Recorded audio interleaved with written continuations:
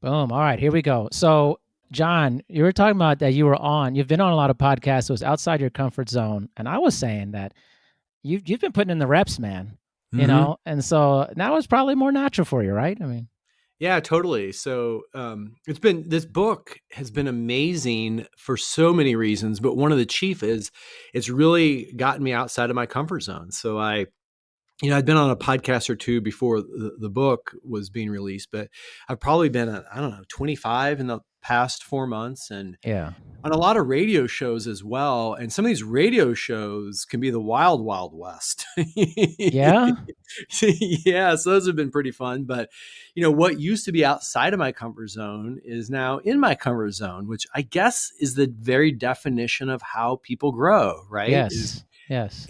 and if you think about it, as we're growing up, we're children and adolescents or young adults, we're outside of our comfort zone a lot. And then what you see sometimes, people get more ensconced in their careers, Yeah. is then they just kind of stay within their, kind of within their bubble. And you can read these studies about how most scientific discoveries are made by people of a certain age, and Hmm. that you rarely see somebody in their 50s or 60s making major, Yeah. discoveries. And it's not that they're any less intelligent. You may expect to go the other direction, but maybe they don't get outside their comfort zone and try new things and fail. Who knows? Interesting. Yeah. I mean, it's kind of the inertia of life. Is you start cementing your behaviors as you get older, and then you Yeah. become less flexible or malleable in your thoughts and ideas Yeah. Yeah. and in your ambitions, and that tends to be this kind of sludge that starts happening to build up. Yeah. And you also become less flexible physically. I will tell Yes. you, I'm 53, and I do yoga just enough that it feels bad every time. And I know, and it just, there's certain things you should do Yes. that you don't always do. And I'll tell you, I've had the pleasure of working with some of my clients, and I'm in wealth management. So I'm working with some clients that were in their 90s, and a commonality, and it's way too small a sample size for me to draw the Yeah. conclusion which I'm about to draw, but I'm going to anyway, is these three clients that were incredibly, physically fit into their 90s, and one of them still alive. They did like Pilates and yoga. And I'll tell you, one of them, who is, I think he's 99 now. About the last time I saw him for breakfast about a year ago, I watched him walk in from across the room, way, way across the restaurant. And it wasn't until he got up close that you would have thought he was in his 90s. He walked like somebody that was in his 50s. Yeah. And it's Yeah. because he had core strength and was flexible. And so that has inspired me to think I should do more yoga, but not to actually do it, obviously. You said to think about doing it is, what's interesting about that, John, is there's actually some excellent research on walking gait and speed in Oh, relation to mortality for oh, that. tell me And more. essentially that kind of your faster gait, your more powerful walkers, your quicker walkers, is a much larger correlation to a longer Hmm. living versus people, people as get old and they kind of like shuffle, Yeah. Oh, and there's not a lot of mobility and stability in the walk. It's a feebleness essentially, but it's an interesting correlation and with walking speed for people. well, I'm gonna check that out. As you're aware, I write this a few times a week blog called "The Interesting Yeah, Fact of the Day," and that sounds like a topic that would be a great blog post. it would be. And because also like you saw it in this person, like Hmm. the way they moved was not indicative of your stereotypical person of that age you would Yeah. see. I mean, but in fact, I mean, um, it's actually not a stretch to say that you could stave off that type of Hmm. walking with just general exercise. I mean, we know that Yeah. actually there's great info on this too. Just like exercise is more beneficial than it is harmful for chronic disease, high blood pressure, all those things. The benefit of exercise is actually gets Yeah. more and more beneficial the older you get because of all of the mechanisms that start changing in your body I as that believe it. happens. So it's actually even more valuable as you age. Well, and I'm in the midst of reading "Outlive" by Peter Attia. Oh yeah, Dr. Peter Tia. Yes, he's Yeah. awesome, man. Yeah, he is. I've listened to him on podcasts and things and read some of his articles, and his book's great. But Yeah. something that stuck out for me was his book. I just pulled it up. Is the mortality from a hip or femur fracture is staggering once you hit about the age of 65. Yes. It varies by studies, but ranges from 15 to 36% in 1 year, meaning that up to 1/3 of people over 65 who fracture a hip are dead within a year. Yes. Wow. Isn't that crazy? It just goes to show you got to keep that, you got to do the strength training, including the core training and the Yep. stability. And when you lift weights to do, you know, unweighted on one side and weighted on the other Hmm. and stand on one leg and do all these things. Yeah. And that leads to the shuffling. So It yeah, really fascinating. does. It's actually, that's why, like in my business and fitness, there's so much emphasis now on mobility and stability training. Yeah. As a big part of what I do with clients is a huge amount of hip work. Because often not No, that someone mhm. breaks their hip, or that they fall and break their hip. It's often that something else happens in the mechanism in the hip, and then you fall and break your Oh, hip okay. for that. Yeah. People think of it the opposite way. It fell, then break your hip. But my whole Yeah. thing is people, if you think about it, as you age, you get further and further away from the ground, further and further. You're a kid, you're always near the ground. Oh, As you become an adult, you have this affliction towards being on the ground. And then when you get older, you fear the ground completely. Because if you wow. fall, it's almost like, how am I going to get up at That's that point? that is an interesting concept, and it makes total sense. You're right, Right? and I know there's that, your ability to get up off the ground and how many supports that you need to get off the Yeah. ground as an indicator of mortality. Yes. But yeah, if I guess if you practice getting up off the ground, and especially if you can use no arms and elbows or Yes. anything, that's better than a hand down. And Yeah. wow, that is Yeah, fantastic. you start fearing the ground as you get older because you see the ground as like this negative thing. Like, if I'm down there, then I fell, versus Yeah, I'm down here because I want to be, and I'm right. doing lots of different functional exercises on the ground, and I'm getting up, standing down, the whole thing. So, I mean, Wow. honestly, it's really not rocket science. It's the hard part is the behavior aspect of it, getting people to actually do this on a regular Yeah. basis as they age. Wow. That's the difficulty for it. Yeah. Well, I'll tell you, this has inspired me Yes. to actually adopt a consistent yoga practice. So, Yeah. I lift weights and I do, what I've Yeah. started doing is, instead of just being like, oh, I'm going to be like the, the bro workout at the gym, especially my age, Yeah. which I've been, I've definitely done before. And you're like, oh, I'm Sure. going to put up this certain amount of weight and my form is going Yeah. to suck and all those things, is I've been doing these Peloton strength classes, Okay. which are totally like, you're always doing, you're if you're doing curls, you're doing it standing on one leg, and you're doing Sure. these rotational things and Yeah. whatever. And sometimes I don't even feel like I'm even lifting that much weight or doing that much work. And then like the next day I'm like, oh, that Yep. actually works some stuff. So yeah, it's like, I guess the functional strength, right? Yeah. I mean, it's basically, it's okay. It's like when I was growing, I'm 45, and I was growing up and thinking to myself, like, you're doing bench press. What's the Mhm. functional value of bench pressing?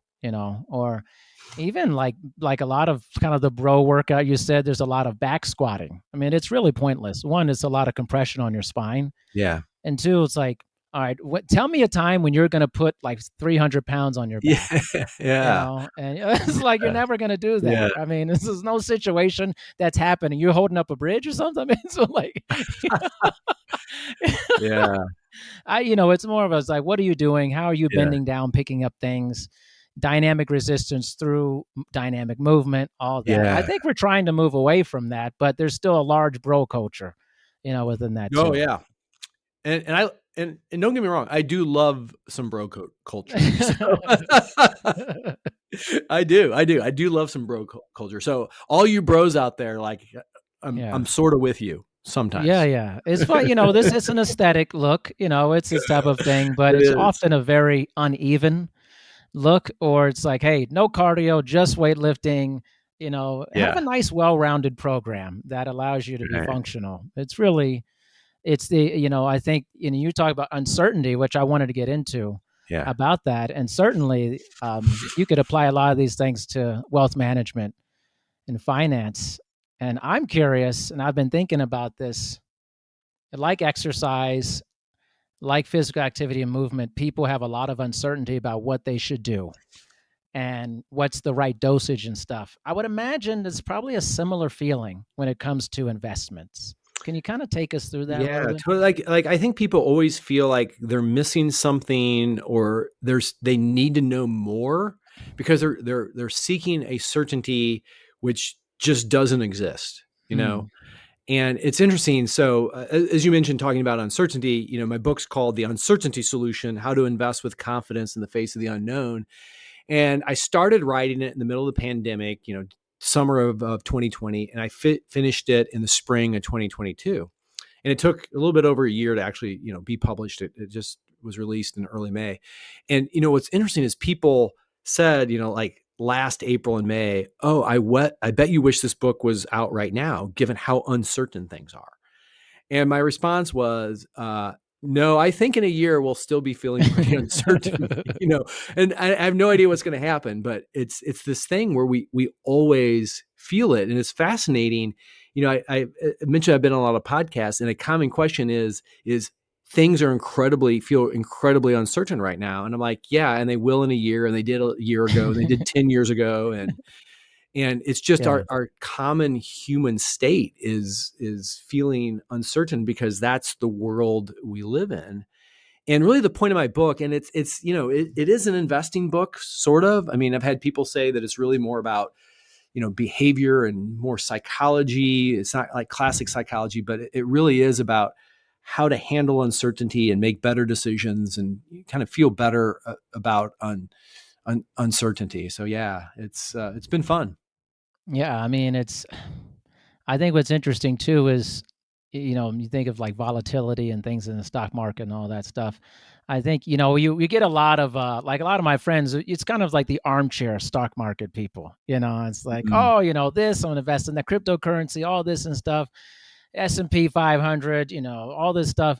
I think to the kind of average consumer, it could feel overwhelming to yeah. see all this stuff.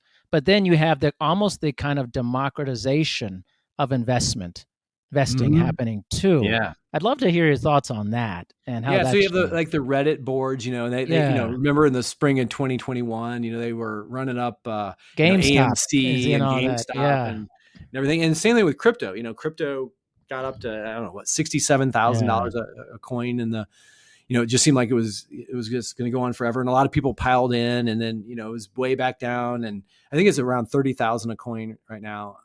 So let me just say something real quick about crypto. I get asked about this a lot, Yeah. both by clients and, if I'm a speaker at a conference, the Q&A and things like that. Um, so let's just focus on Bitcoin for a second. So it's at about 30,000 a coin right now. And if you were to tell me, hey, guess what? I have a crystal ball, and in a year, Bitcoin will be at $1,000 a coin. It will have dropped precipitously. I'd go, okay, I'm not that surprised. But if you said it was going to be worth 100,000 a coin, I go, okay, yeah, I can see that happening. And I wouldn't be that surprised. And I think that's how a lot of people in the industry feel about it. And that's, Bitcoin, which is somewhat more stable than, a lot of the other ones. Yeah. And it doesn't mean that it doesn't have a bright future, or crypto in general doesn't have a bright future. It just means that there's, a lot of volatility and a lot of speculation that's going on. So what we advise our clients is, if you're interested in crypto, don't go all in. Make this a small portion of your portfolio, Uh-huh. almost more like entertainment. Yeah. And I do think that blockchain technology is important, and it very well may have a good future. I mean, it's just really a way of keeping a database, but instead of centralized, it's decentralized. Yeah. And you can have things called smart contracts or smart transactions on a blockchain. And if you're going to do that on a blockchain, it would make sense that you transfer value using a token, which is a form of cryptocurrency. So I think there is a potential business case beyond just the, Bitcoin mainly has been, there's scarcity to it. So often things that are scarce have value. I think there can only be, 21 million Yeah. coins ever. So, I think scarcity can create value, but sometimes that's false value. Yeah. So, yeah, I think there's, I write in my book an entire chapter on trends, and trends are problematic. I mean, they're tough to spot in the beginning. But when you do spot one, sometimes they change course and you don't know how they're going to turn out. And then even if you spot one relatively early and you think you know how it's going to turn out and it does turn out that way, then there's a question of who do you invest in, right? Yeah. And there's this concept of, the pioneer versus the fast follower. And Yeah. excuse my, Oh, it's all good. It's the city, yeah, right? so I'm in St. Louis, Missouri. It sounds like a real city here. Um, Exactly. yeah, exactly. But basically you have this situation where market pioneers end up long term only having a very small market share. A study out of USC found it was about 7% on average. And yet they have this very high failure rate. These market pioneers fail at a 40, 50% rate. Whereas the fast followers, and by fast, it's usually these are companies that get into this space about 10 years later, have a much larger market share and a much lower failure rate. So, Mm, that would, if you think about it, there was MySpace and Friendster, and then there was yeah. Facebook, and then Instagram and TikTok and things like that seemed to be taken over from Yeah. Facebook. You had Netscape to Internet Explorer, and now you have Right. Google Chrome, and so you have these different things that happen where, as an investor, or how you should think of trends, isn't that you have to be first in, and even if you are first in and spotting it, you're probably not going to pick the eventual winner. I mean, Right. Google was the 21st search engine. Like, just keep that as a mental model in your mind whenever you think about investing in trends. If Google was the 21st search engine, what does that say about other industries? And we've seen it over and over. We've seen it with automobiles and TVs and mobile phones. And, we may see it with AI. Maybe Chat GPT and OpenAI won't be, the eventual big player in AI. So, Right. who knows? I mean, it's so fascinating because I think because you see the dominance of a platform or a search engine, you think, oh, this has to be the genesis of it. Yeah. But in fact, it's not. It's one of just a plethora of Yeah. those. And this one happened to become the major player in that. I want to stay on crypto a little bit. What are your thoughts about regulation in cryptocurrency? Yeah, well, I think it was, and if you think about the entire genesis of the idea of blockchain and the crypto, it was, we're gonna have these decentralized databases where they're really going to be self-regulating. You're gonna have the situation where either you have a transaction basically cost, where that's how people earn money mining coins, or you have a proof of stake. So if you own a certain amount of some of these other cryptocurrencies, you have this ability to enforce. And it made a lot of sense, and it was like, okay, it can be, a lot of people that don't think we should have gone off the gold standard, or are leery Right. of government regulation. We're all like, okay, well, we should have it completely decentralized, and this will be great, and it's this brave new world, and we're true believers. But I think what the industry seems to be coming back around to is, maybe being completely decentralized and not having any central regulation is harmful. So it has been, Mm. not to use the same phrase again in a 10-minute period, but the wild, wild west and Hmm. in crypto, and where some of the major players where people were putting trust in, were really harmful. FTX being the poster child. And there's Right. there's a lot of other Right. ones as well. So I think the industry is coming back around to, maybe there should be regulation. So it seems like that's going to be the path, and that's definitely what the SEC has been, going after and saying. And as much as it would have been fun to have this utopian ideal of, this decentralized, all these Yeah. decentralized databases that are self-regulating, it's looking like that's not, that's not going to end up being reality. And I know that's, for some true believers, that's a really tough pill to Yeah. swallow. But that, I guess that's the world we live in. But Yeah. I do think there's some real power in having decentralized databases. I mean, in financial services here, we have to wire money places, and just the amount of time and effort and steps it takes to wire money, you'd think it'd be instantaneous. It's not. Right. Right. It's and just the way money moves and stocks trade and financial transactions take place. I think there could be some real power moving on to a blockchain. It just seems like we're a ways away from that still. So we'll Yeah. we'll see where it heads. It does seem like a ways away from that, but it made me think of like when you say true believers, like kind of coming to grips with that. Is it part of the human condition to maybe swing one way or the other really far and go, let's just decentralize everything? I mean, not Yeah. realizing that, hey, not looking at the future of this is this may actually not be beneficial. Yeah. There's like, I feel like we always, like humans, we never swing towards like a reasonable future. It's Yeah. always like very far over one way or the other.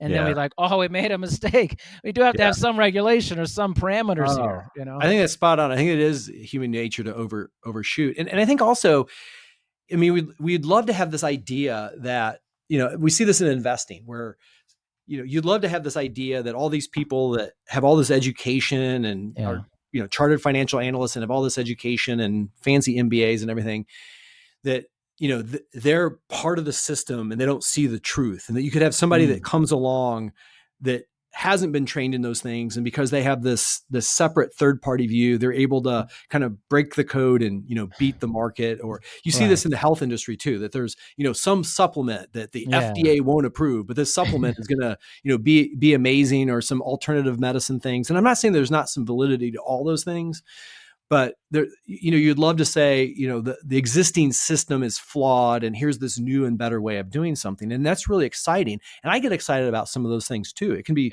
extremely exciting. And then you start having some FOMO and, fear of missing out. And so, I think things, shift and, we'd love to be, we love to, criticize experts. And I have an entire chapter in my book criticizing experts in the financial industry. So I'm not against criticizing experts. I definitely do that, but there is some role for expertise and for having adults in the room and again, to have some regulation and some consumer protections. I think we're finding might be important. And I wasn't a true believer in crypto, thinking that we could have this unregulated alternate system, but I was sort of excited about the idea of a decentralized, unregulated database that has this ability to self-regulate. So, I have some disappointment thinking that maybe we're going this more traditional route of having, at least SEC regulation over cryptocurrencies and exchanges, and, then potentially Congress coming along with some other additional regulation with the thought of, you're going to help protect people, because a lot of people have lost a lot of money in crypto. Right. A megaton. I mean, and there's so many documentaries out there about it and, alleged scams and crimes and stuff. It just feels like it's just all over the place. And I wonder what would make it less volatile and more acceptable for people. So it's just not such a huge volatility. Yeah. In every early industry, though, you can expect these sort of wild swings in volatility. And in my book, I talk about the early automobile industry. So in the first 20 years of the 20th century, 775 US automobile companies went into business. And during the same time period, 600 went out of business. Wow. And so there's this huge churn, and, we saw it in the production of TVs. Like there were, hundreds of manufacturers of TVs over history. And now we're down to 10 manufacturers provide, nearly 80% of TVs and cell phones. So there were, all these cell phone manufacturers. And today in the US, too, Apple and Samsung are 78% of the market. Right. So in every industry, you have all these startups and these new businesses, kind of churning through, and the new technologies. And then as an industry matures, it settles down. And we're seeing this with crypto, where there's these, hundreds of cryptocurrencies, and all these different, cryptocurrencies are all promoting something different. Right. And, here's why here's why Solana is different and better than Ethereum. And, you have, some that are just ridiculous, like Dogecoin, but, you have all these different cryptocurrencies on these different platforms wanting to do different things. And then even beyond the cryptocurrencies, you have these different blockchains and private blockchains that companies are trying. And I forget the companies, but there's been a few big companies that tried to have a private blockchain, and then they ended up shutting them down. So different things, people are going to try different things. And, same thing for AI. Like everybody's, hopefully experimenting with ChatGPT. It's amazing. And now there's Google Bard, but there's all these other AI for, different things. There's specialized ones for writing code, and other ones for, creating TikToks. And, we're talking to our, tech consulting people, and what we'll be moving to probably is AI that we train ourselves on our stuff. right? Yeah. So because of privacy concerns, we're not going to put client stuff out on a public AI, but how do we bring an AI within our own walls, well, actually in our own cloud, Yeah. to help us be more efficient about how we serve our clients? So it'll be a private in our walled garden AI. But we're going to see AI, again, what we'll see is this creative destruction and this churning through these, how AI is used. And it's just the pattern of what happens early in industries. And so what we've been seeing in crypto, I think, is to be expected, even though it's a, wildly new, technology. Yeah. I mean, new being that the paper came out in '07 or something. So it's been around for a while, but, in the grand scheme of things, a pretty new technology. Yeah, it's interesting. I want to go back to one thing and then move forward on something you said. So one, like, let's take for something like Dogecoin, which seemed to have kind of this meteoric rise, but Yeah. in a kind of a weird kind of let's just make shit up type of thing. you know, That's what it is. what's the yeah? Let's give kind of your larger view of something like a Dogecoin, which is certainly not like the major players, but why is this enthralled so many people? This Yeah. concept of Dogecoin, and Yeah. what's the future of something like this? So there's an author named Charles Mackay, and he wrote a book in 1841 called Extraordinary Popular Delusions and the Madness of Crowds. I love that title, man. Isn't it amazing? It's this Great. fantastic book. And what he does in it, and it's a very long, detailed book, and he goes in the book and he talks about all these things that became all the rage. And again, it was written in 1841. And, he even talks things like, the rise of like witch hunts. Mm, And, in the United States, we think about, the Salem witch trials, but, right. in the entire Salem witch trials, that history, there was 18 people tragically put to death, but that pales into comparison to the approximate 500,000 accused witches that were put to death in Europe. So there was this Mm, huge thing. But, one thing he talks about, which I think is a great example, is, and I mentioned a bit in my book, is the Dutch tulip craze, which occurred in the early 1600s. And for whatever reason, people in the Netherlands started speculating on tulip bulbs. And so it became within a few years where a single tulip bulb would trade for more money than a laborer made in an entire year. So you mm, started having just these, rich people at first started, trading these tulip bulbs. And then, common people did. People took out debt. They poured all their money into these tulip bulbs. And they had this just meteoric rise, whereas, over a few year time period, they gained thousands and thousands of percent. And people, at least on paper, had made all this money from tulip bulbs. But yet there was no intrinsic value to tulip bulbs other than that they're, right. pretty, when they, blossom into tulips. So it was kind of this greater fool theory that everybody was watching everybody else watch everybody else. And they were watching other people getting rich. And they said, I want to get rich too. And it seemed completely normal to be putting your money into something that had no intrinsic value because other people valued it. But then at some point, the fever broke and it started going down, and then it collapsed, and it created an economic depression in the Netherlands, and it wiped out tons of people, like all their life savings. And it's an important model to keep in mind because we see this repeated over and over again in history. We saw it some with the dot-com stocks back in the late 90s into 2000. And it explains some things like, the run up in GameStop and Yeah. AMC, and, people seeing people get rich, and it's the greater fool theory. And I think for some cryptocurrencies, that's the case. And it's Dogecoin. It absolutely is. It was started as a joke and, gained notoriety, have people like Elon Musk tweeting Yeah. about it, and people saw it go up. And when you see something go up and other people getting rich, especially without having to, put any effort into it, then more people put money in. And it's an example of, really in investing in the economy, it's what's known as a complex adaptive system. So you have intelligent actors that are observing what's happening, and they're watching everybody watch everybody else, and there's feedback loops, and it changes behavior. And I write about this in my book too. It's toilet paper hoarding during the pandemic. So again, Right. if like we're sitting here, it's 2019 and I'm like, hey, guess what? There's a pandemic coming. What do you think you need to stock up on?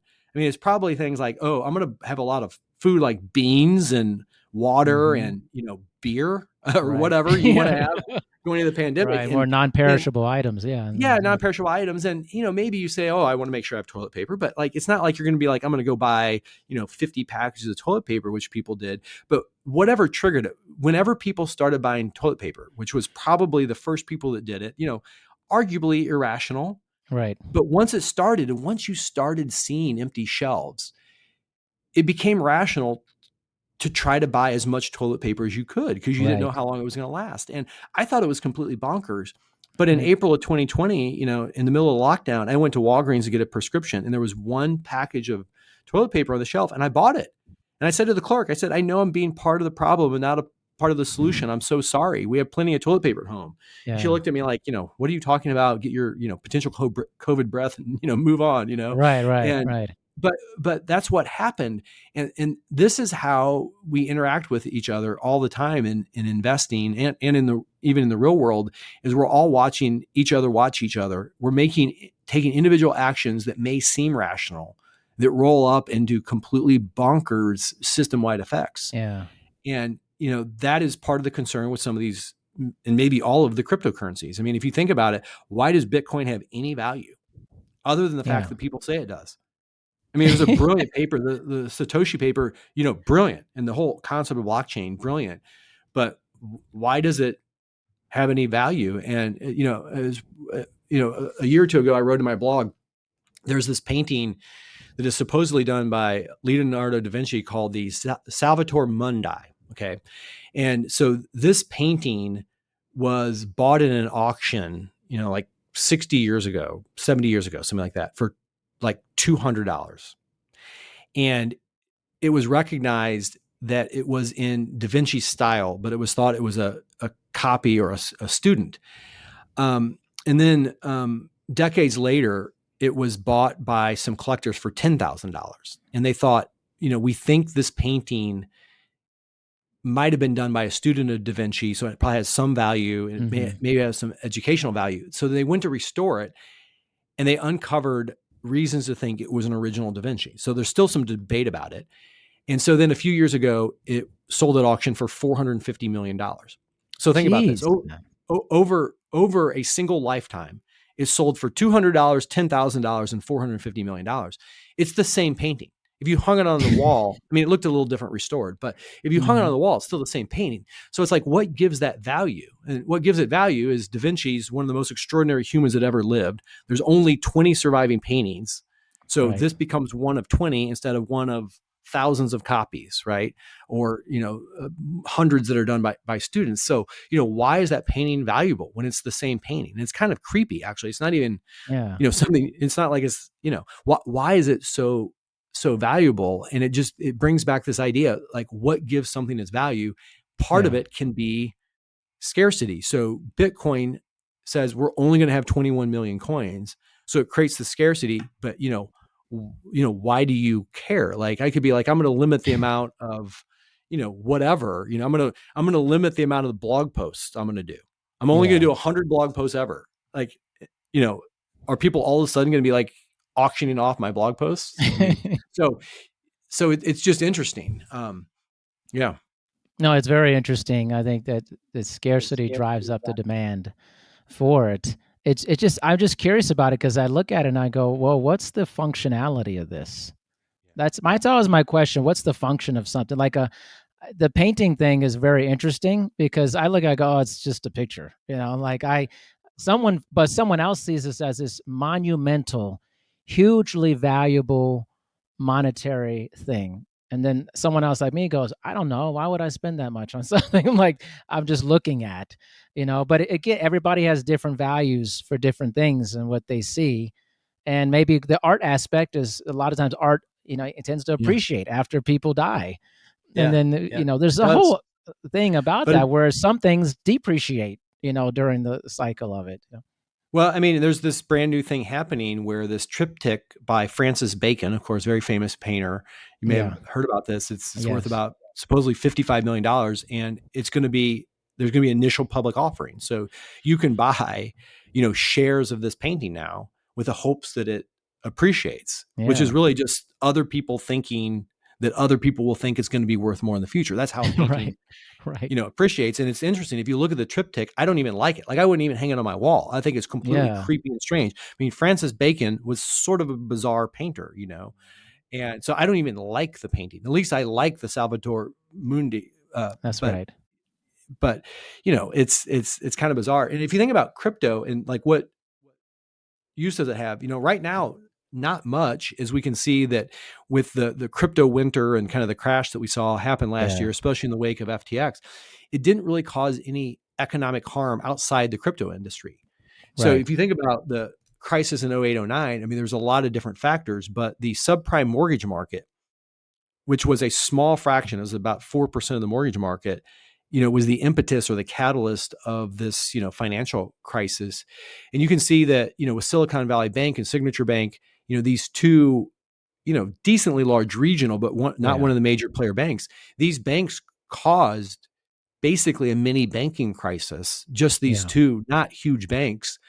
Whereas you have, the second largest currency or crypto exchange be labeled as a fraud and go under. And there's not these wide rippling effects, which shows right now, at least, cryptocurrency hasn't had a big relation to the real economy, as I would say. It doesn't mean it won't in the Sure. future.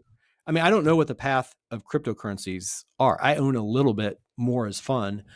Right. I don't know if it's going to be a big thing or not. I just don't know. Yeah. What's interesting, I'm thinking about this too, is do you think that this is kind of another turn, but I think still in the financial sector, if you look at it in the economy, like commercial real estate seems to Mm. be something that I feel like there's could be a pretty big domino effect here coming very soon. That is a huge, huge concern. So yeah, you have all these office buildings, especially in big cities like New York and San Francisco, Yeah. that their vacancy rates have just plummeted, but we haven't seen a huge effect yet because, a lot of these companies that aren't using the space are still having to pay rents.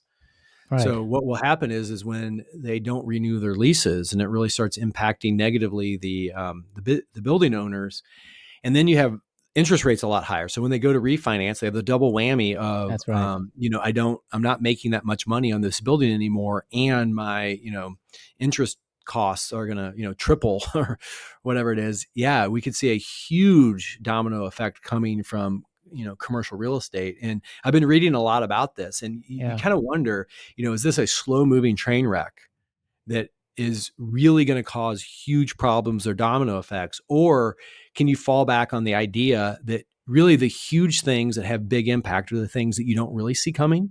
Hmm. So it's, like 08, 09, not everybody saw that coming. People didn't see this most recent banking Right. crisis. Right. I mean, we all kind of felt like, oh, the banking issue has been solved. Basically, with all these tough regulations after 809, banks have to keep more capital, higher quality capital. They can't make all the sort of speculative loans they were making before. Their asset quality, their loan quality is super high, right? So if you have more capital, more liquidity, higher loan quality, less risk, the banking sector is good. And then what you get out of left field is the thing that brought Silicon Valley Bank down, in essence, was that the value of the treasury securities they owned dropped in value because of the rise in interest rates. Right. So their risk-free asset, the highest quality asset supposedly you can own, dropped in value, which caused them to need to raise money. And once they needed to raise money, it caused a run on the bank. And similar thing at Signature Bank. So it kind of came out of the blue. Like nobody was expecting there to be banking problems. I mean, Yeah. we even have clients that have invested in funds that mainly invest in banks and did not hear this in any commentaries, did not hear this from these experts in banking, and it kind of came out of the blue. So it seems like those things that are unexpected tend to have the bigger effect. So my hope is, which is just a hope, I have no 100% basis for it, is that when you see something coming, and it's going to be coming over time, that there's ways to, mitigate the effect. I mean, not saying that it won't be big pain for a lot of building owners or Yeah. even, their lenders, but hopefully, it's going to happen over time. We see it coming. Hopefully there's ways to mitigate it, but don't misinterpret me. I'm not saying that it's going to be okay. I'm Yeah. just giving a ray of hope for what seems to be an intractable problem. Yeah. And well, humans are pretty bad at predicting the future. Mm. Although we like to believe we're really on top of it. I mean, the reality is we have a pretty poor track record of predicting what is actually the reality of something 20, 30, 40 years down the line. And Oh, that isn't that the unexpected truth? stuff is part of life. Like you Yeah. always, it's like and it can be good and bad. Like a lot of the best things in my life have been unexpected, very unexpected. But you could also say that about the other side. The worst things have been Yeah. unexpected too. And I think you can apply that same concept to that aspect of things too. And whether it's financial banking, it's like, well, we have a good projection system here, but it's the thing you don't see coming is usually the thing that you just really puts you on your knees, kind of, Yeah. A book I'm reading right now is called The Good Life, or What Makes a Good Life, something like that. It is written by the current director and associate director of this Harvard study on what makes a good life and happiness. Maybe you've heard of Mm, this study before. It was started in 1938, and they uh, interviewed and followed the lives of hundreds of sophomores from Harvard University, but okay. then also hundreds and hundreds of people that didn't go to Harvard from Boston of about the same age. And so what they would do is they gave them all these questionnaires, they got their medical records, and every few years they would interview them, and their goal was to see, what makes a meaningful life. What things make people happy and fulfilled versus what doesn't. And the study's still going on. It's been going on for 84 years. Amazing. And they're now working with 1,300 of these people's descendants, because most of the people in the study, almost all of them are dead now. And so this book is about what they've learned by observing these, hundreds and hundreds of lives over time. And a point that they made in the book is the biggest effect on people's lives and like their outcomes, both positive and negative, are those unexpected things. Mm, And that you can't just take somebody's life when they're like, oh, you're going to Harvard, so you're going to have this amazing life, and they make certain predictable life choices, but then it's the things yeah. that come out of the blue, both good and bad, that have the biggest effect. So based on 84 years of data, your intuition or things that you've read are spot on, that it's the unexpected that have the biggest effects. In fact, I did, related to this point, I did this, again, a blog post. Again, my blog's interesting fact of the day, so it's just random things. But there was a study that looked at both positive and negative things that happened to people's lives that happened at least 2 years prior. So what they'd say to these study participants is, think of something that happened in your life that happened more than 2 years ago, something that was very positive, and then something that was very negative. And the negative things were things like getting divorced, getting cheated on, losing their job, having a loved one die. I mean, just, being injured, having a disease, like horrible things, right? And then the positive things, kind of the flip side. And then they asked them, okay, looking back at it now, how intense are your feelings of either positivity on the good things or negativity on the negative things? And then how meaningful are they? Like, how big of an impact has it had on the meaning that you have taken from this? Mm-hmm. And what they found is the negative things, looking back, don't seem that negative anymore. The intensity is not that negative. And they were by far the most meaningful experiences. Mm, So people were finding like a disease or an injury, why horrible experience at the time, they actually got a lot of meaning out of, or even yeah. sometimes the death of a loved one or being fired, they'll look back on. And I'll tell you, so like my freshman year, I went to Texas Christian University, and I made a 1.8 and then a 2.4, and I was on academic scholarship. And when I lost my scholarship, my parents yanked me. And at the time, it was this horrible experience. I was embarrassed. I failed. I felt horrible. But I moved on. It was this amazing, like looking back, it was one of the most formative, meaningful Yeah. experiences of my life. Like I went to University of Missouri, did better, met my wife, changed how I view myself, changed how I viewed, work and diligence. I mean, it was this amazing thing. And I think everybody has that sort of story. Yeah. I That mean, for sure. I mean, I'm thinking about stuff in my life. I'm like, so true. Like, but in the time, you feel like it's such a bad thing. Like, you feel like it's just the horrible. worst, right? And you feel like, man, how am I going to get out of this? The trajectory of my life is just, you just don't know the future. That goes back to my thing. You can't predict We're terrible at it because Yeah. there's too many variables that Too you many can't variables. see. You Can't see. can't predict those variables, you know? Yeah, and they come out of the blue, and you're like, where did that come from? Both positive Yeah. and negative. And really, again, just to I'll talk my book for a second. That's kind of the premise of my book. So it's the uncertainty solution, and I talk about why we've evolved to dislike uncertainty, why our quest for certainty is a primary human motive, and then the book is about how to deal better with uncertainty with an investment slant, but in life in general.